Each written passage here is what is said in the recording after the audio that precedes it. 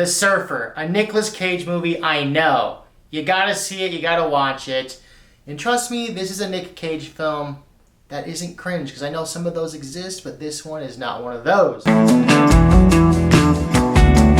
The Surfer is a psychological thriller. It was directed by Lorcan Finnegan, written by Thomas Martin. The thing I liked about this movie quite a bit, it gives you that old-time Hollywood, that 50s or 60s, maybe even 70s vibe when it comes to like the title of the film and how they even named the characters. For example, Nicolas Cage is just known as the Surfer. You don't actually get his name. So the Surfer is in his hometown, a coastal city in Australia, wanting to rebuy his old childhood home. He thinks that buying this home is going to fix everything, his marriage, and give the kid the life that he never got to have. Little do you know, localism is very much a thing, and if you know one thing or another about surf culture, look up Surf Nazi, for example. Let's get into some of the characters. Give this video a like if you fuck with National Treasure, dude. Come on.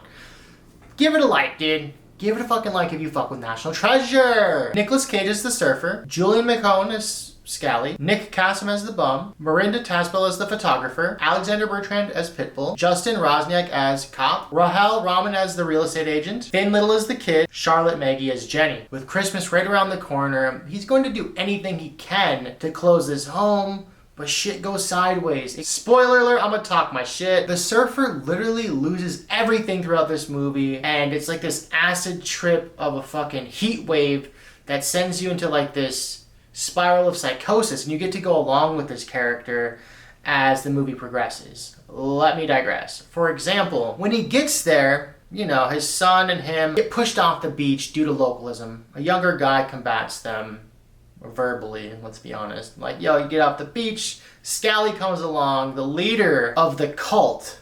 Yeah, this is a fucking cult. I'm gonna just be honest. It's a cult. I love cult shit. I'm so fascinated by it. He's like, Loki, you better get the fuck off this beach. I'm gonna beat your ass in front of your son. That was a fair warning. The son leaves, and this is when things get interesting. He finds the old man, the bum, on the beach, wondering why this old man is there and why these surfers are picking on him. Come to find out that his son, the bum's son, used to surf with these motherfuckers. And he went missing. And his dog went missing, and the bum blamed Scally 100%.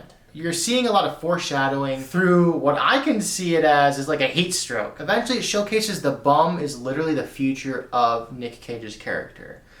Meaning that he's going to be dehydrated, completely just fucking outcasted from the community, which is what does happen. It gets to a point where the bum even gives him the binoculars that he uses to spy on the surfers from the parking lot to the beach. And as time goes on, Nick Cage is determined to close this deal, and he's off-put by the surfers outcasting him and not allowing him to surf, even though he grew up there at one point. It gets to a point where they steal a surfboard, and he has some sort of vengeance on his mind.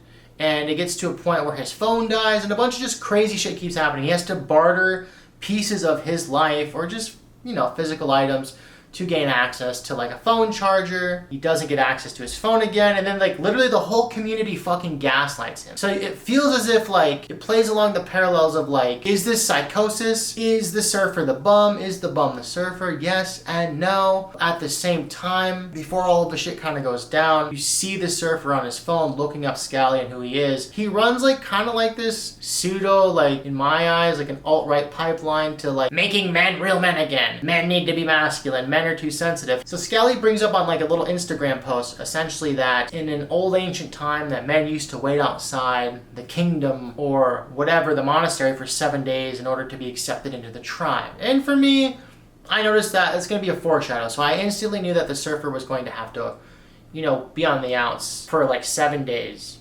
And that's literally what happens, dude. And it gets to a point where if you were just a random person showing up to this beach, within like 3 days, you think Nick Cage is literally a fucking homeless person. Which is crazy, which is a part of the cult shit, part of the cult behavior. In a way, they're hazing him to the absolute extreme. Through all of the dehydration, the mind fucks, and literal bullying of the community, Nick Cage's character is pushed to the ultimate limit. Is he going to get this house? Does he deserve this house? And I like the tropes of this movie. It definitely showcases wealth inequality, power dynamics, and overall just the need and the acceptance of belonging. In certain communities, like, what do you have to do to certainly belong in these communities? And is this just? Is it a cult? Is everything a cult? Who the fuck knows? And I feel like this is a commentary on where society is at now. Right-wing grifters are definitely taking advantage of young men online. Maybe not even just young men, but it's also showcasing the true desperation of losing everything and how susceptible you can be to these ideologies online. But there's something about Nick Cage's character, the Surfer. I feel like he knows this, but he wants to test and he wants to challenge